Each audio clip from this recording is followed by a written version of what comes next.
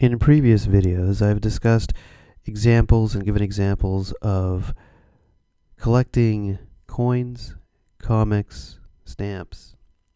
In this one, I'm going to talk about how someone who has collectible antiques might find this free online site very useful. At icollector.com, spelled ICOLLECTR.com, when you first create your account and log in, you're going to be greeted with an overlay that prompts you to your first step, which is in creating categories.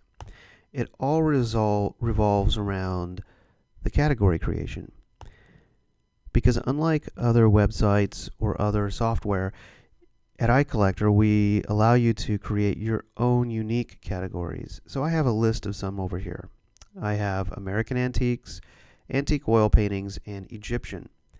So I'm going to start with a category of American antiques.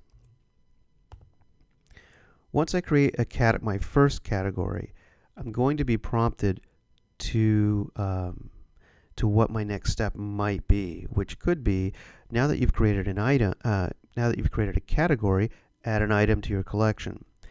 We're not going to do that just yet. What I'm going to do is add another category, and it's going to be antique oil paintings.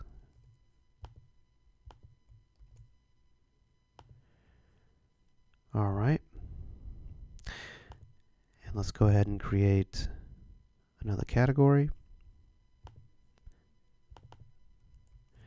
I'm actually going to rename this to Ancient Egyptian.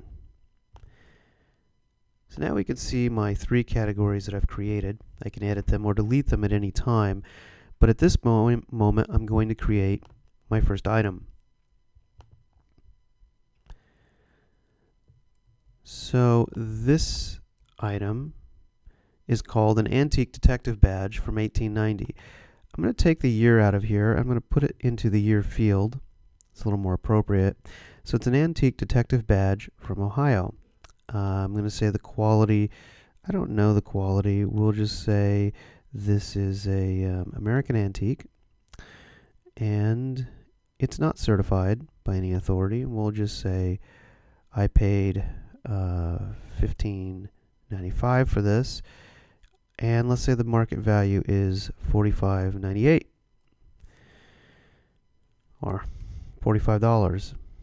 And let's even say, let's make use of this location field. The location field is to help people who have storage facilities. So if you say you have this antique in a display case, number 4, then you could know in your collection at any time where your items are in your own physical location. I thought that would be useful, so I'm going to go ahead and create this item.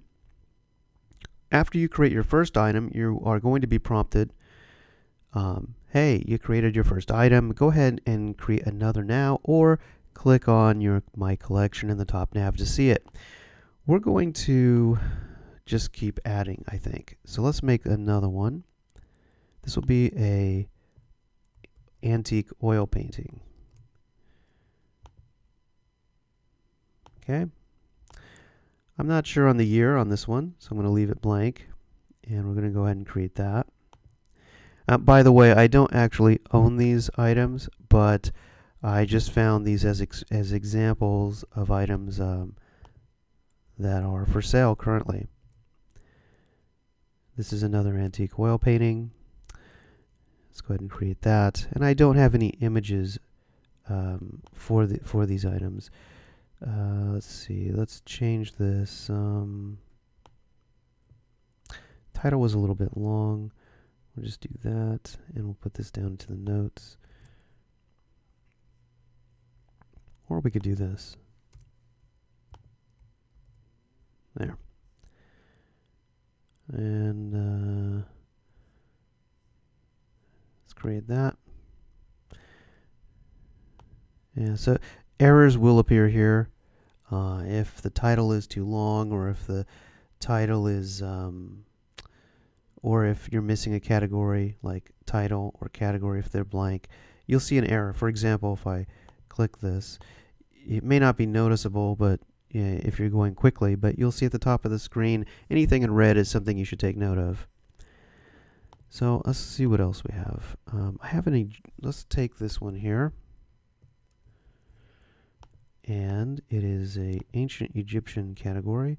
In this case, I don't need to say it's I don't need the title to be Egyptian because it's a bone amulet of this category. And that's going to be it. Let's just do these items. Now let's take a look at our collection. You can see our antiques all listed here. In fact, we can check these values see if any of these exist on eBay. Let's take a look. To see if something exists on eBay, in the market value column, everything is linked. If no value is entered by you, it will say check eBay. If you've entered a value, like $45 in this case, you can click it and it will again go to eBay. And you'll see that here we go. Here's a police badge from Alabama, 127. Here's one for 91. So you can maybe get an idea of where to price your item. Let's say we take somewhere in the middle here and we'll take $89. We're going to update this.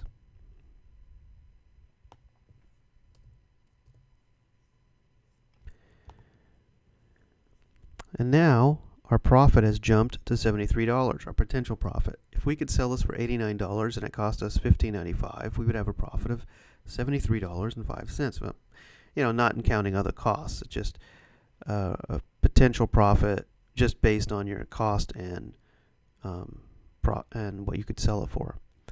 Let's take a look at this item. Is there any bone amulet of Anubis on eBay? They come up. I don't actually see it, so we're going to leave it. Let's go back here. Maybe one of these paintings will pop up. Well, here we go. Let's say it's about $300.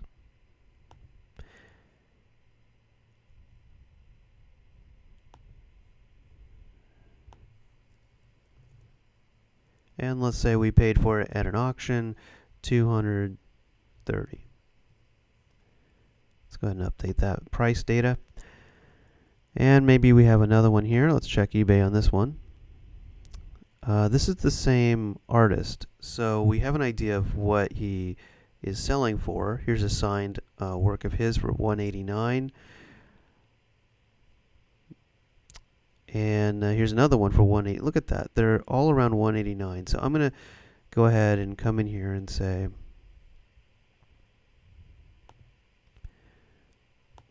we'll say I paid $120 and it's worth $189. Let's update that item.